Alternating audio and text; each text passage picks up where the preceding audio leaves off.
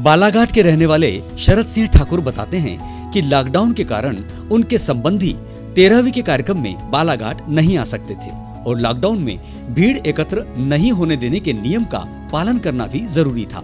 साथ ही इस दौरान गरीबों की मदद की जरूरत थी, जिनको देखते हुए अपने बड़े भाई की स्मृति में खाद्यान्न बैंक को गरीबों एवं असहायों की मदद के लिए खाद्य सामग्री का दान किया है। उन्होंने खाद्यान्न बैंक में 10 किलोग्राम चावल, 10 किलोग्राम दाल, 10 लीटर तेल एवं 25 किलोग्राम आटा दान में दिया है। शरद सिंह ठाकुर द्वारा खाद्यान्न बैंक में दान करने के अलावा भी कोरोना संकट के दौरान जरूरतमंद लोगों को अलग से मदद भी की जा रही है। और दान देने के पीछे मेरा उद्देश्य था कि गरीबों को भी खिलाया जाए, जिससे कि मृत आत्मा को शांति मिले। ये सोच आज तो दुनिया बदली हुई है कोरोना की वजह से, और चूंकि ऐसी स्थिति में लोग आ भी नहीं सकते थे, और मैंने भी चाहा कि ये कोरोना का ये जो लॉकडाउन का पालन मुझे और सभी को करना चाहिए।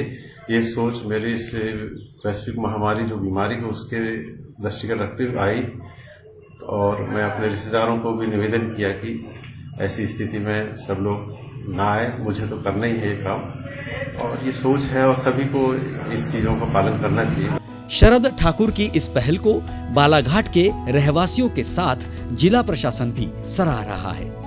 ये उनके द्वारा बहुत ही अच्छी पहल है, और मैं बालाघाट वासियों से अनुरोध करूंगा कि वे जो अपने सांस्कृतिक कार्यक्रम, चाहे वो 13वीं हो, चाहे वो अन्य सांस्कृतिक कार्यक्रम हो, शादी हो, ब्याह हो, जिनमें वे सामान्य जन को खाना कोरोना की वजह से खाना नहीं खिला पा रहे हैं, भोजन नहीं करा पा रहे हैं, वे खाद्यान्न बैंक में अपने राशन और अन्न को जमा करा सकते हैं, और जिससे शासन के पास पर्याप्त राशन की उपलब्धि होगी और हम जरूरतमंदों को समय समय पर खाना खिलाते रहेंगे। शरद सिंह ठाकुर की पत्नी, पुत्र और पड़ोसी भी इस निर्णय से काफी खुश हैं। उनका कहना है कि आने वाली पीढ़ी को ऐसा ही करना चाहिए। जब भी देश में कोई आपदा या महामारी आए, सभी को हर तरह से सहयोग के लिए आगे आना चाहिए। हमारे घर दुखद घटना हुई। हमारे जेठ जी गोविंद सिंह ठाकुर का निधन हो गया, तो इनकी 13वीं के कार्यक्रम में मेरे पति द्वारा कोरोना से पीड़ित व्यक्तियों के लिए दान दिया गया। तो इस बात से मुझे बहुत गर्व महसूस हो रहा है, और जरूरतमंद तक हमारा दान पहुंच गया है। इसके लिए हम भगवान का शुक्रिया अदा करते हैं और संस्था का शुक्रिया अदा करते हैं। 5 मई को मेरे बड़े पापा का निधन हो गया था जी।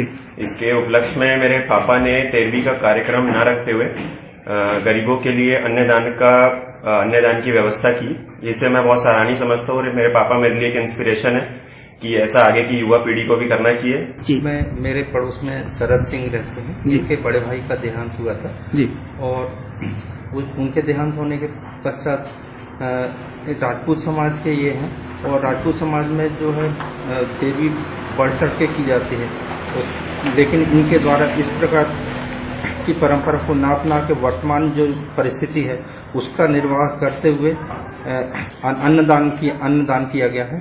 इससे समाज को और देश को बहुत अच्छा एक संदेश इनके द्वारा दिया गया है। कम से कम लोगों में किया, और 13वीं का जो उन्होंने अच्छा एक पहल शुरू किया कि 13वीं लोगों को ना खिलाते हुए जरूरतमंद लोगों को वो अपना पूरा अनाज दान में दिया, और यह देखकर एक नया पहल हमको एहसास हुआ और बहुत अच्छा लगा। हिंदू मान्यताओं में 13वीं का कार्यक्रम एक तरह से मृतक की आत्मा की शांति के लिए आयोजित किया जाता है, जिसमें सभी को भोजन कराने की परंपरा है। लॉकडाउन के दौरान इस परंपरा का मानवीय रूप नजर आ रहा है, जिसमें जरूरतमंदों को खाद्यान्न सामग्री वितरित करने से इस परंपरा का निर्वहन भी हो जाता है, और ये गरीबों की मदद में भी सहायक होता है। इस तरह के सकारात्मक बदलाव लॉकडाउन के समय ही नहीं, बल्कि कोरोना संकट के बाद भी समाज को नई दिशा देने में कामयाब होंगे।